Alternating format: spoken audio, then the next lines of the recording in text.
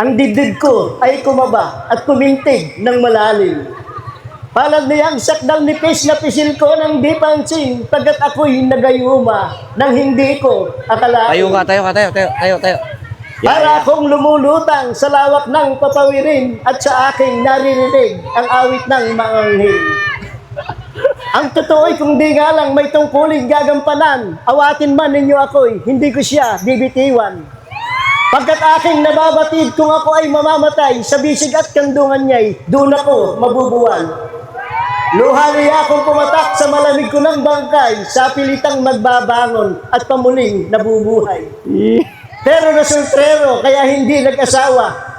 Ang dahil ay mahiyain at pihikang sa dalaga.